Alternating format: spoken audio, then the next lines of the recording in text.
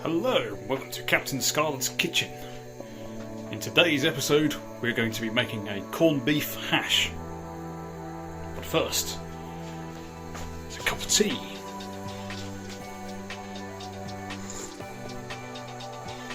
I've left the bloody bag in. Fail. For your corned beef hash, you shall need roughly chopped onion, which I've got from out the freezer. Oil, whatever you want to put in there. I'll just put some beef dripping. Water with a bit of salt in to boil your potatoes. So normally I recommend about 500 grams, which I think this will be after that. Corned beef from whatever brand you want.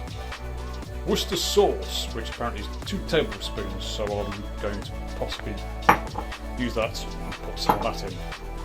Salt, pepper, and optional extra is mustard, which I like in there. First, we need to peel some potatoes.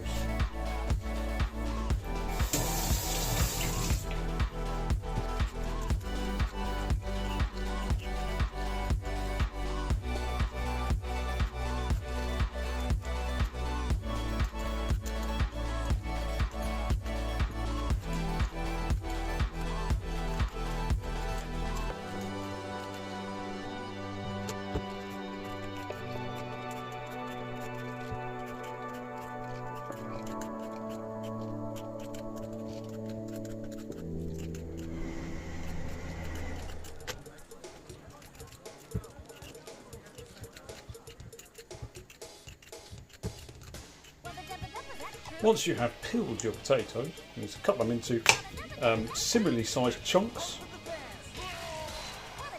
and put it in your boiling water.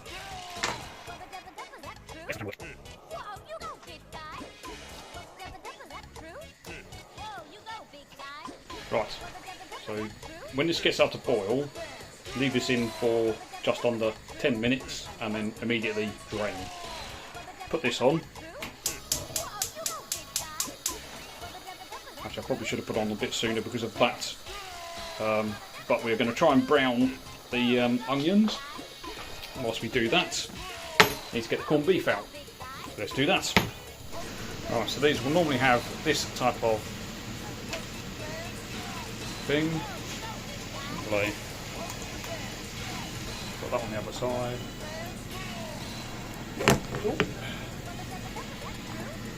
And start turning and start swearing at the thing for slipping over. Yeah.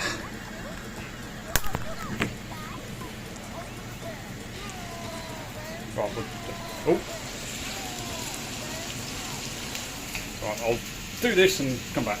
Right, now with that fully peeled, lift this off.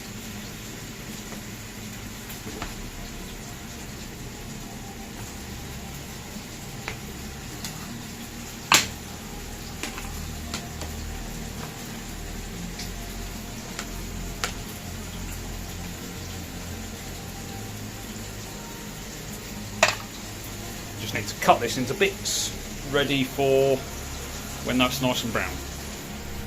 Right, I forgot to show that, but that is how I cut it up.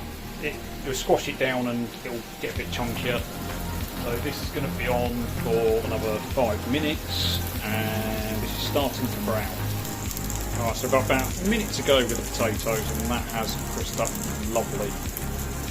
So we'll drain this, put that in there as well. Continue. Okay, so drain the potatoes. Need 2 hands. I'll be right back. Right there.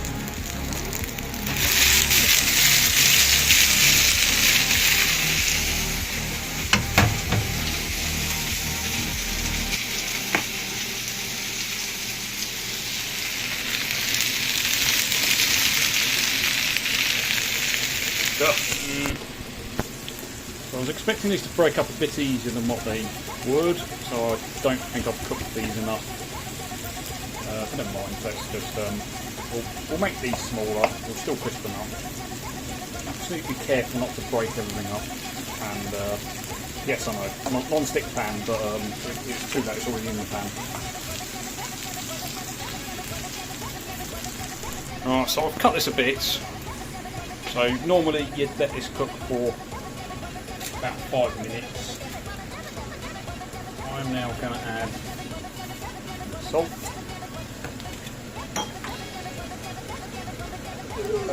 The mustard powder.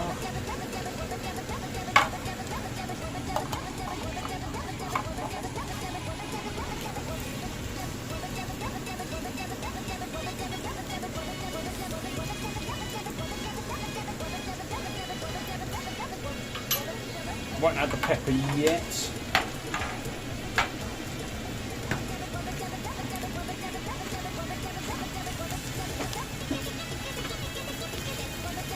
When we start to see it crispen up, or once we've got it as crispy as you want, I'll want to then add the oyster sauce, which will be the main liquid to cook it.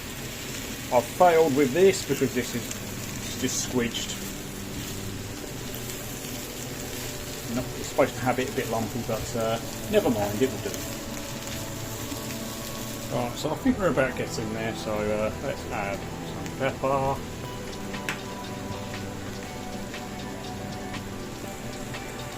Worcester sauce.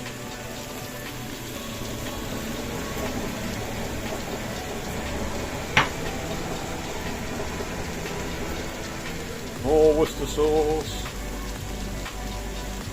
So I don't know what 2 tablespoons is, I'll just, as Uncle Roger says, just do it with feeling.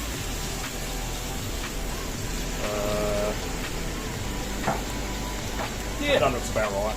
So, got about 5 more minutes, and then it should be done. Be back then. Right, that is now done. So we have crispy bits. Potatoes made crashing with it. The potatoes are a bit too big, so I think next time I'll just cut the potatoes up when well, after I boil them for the 10 minutes. Right, let's plate up.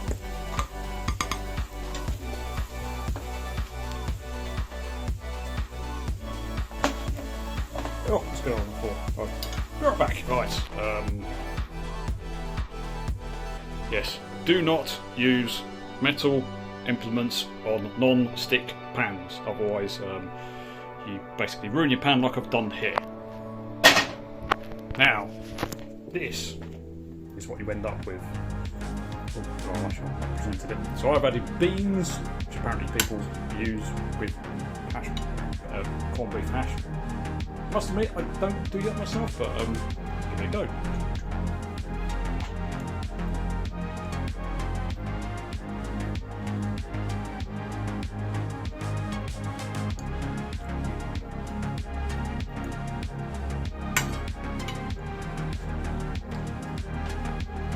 Tastes like corned beef, tastes like potato.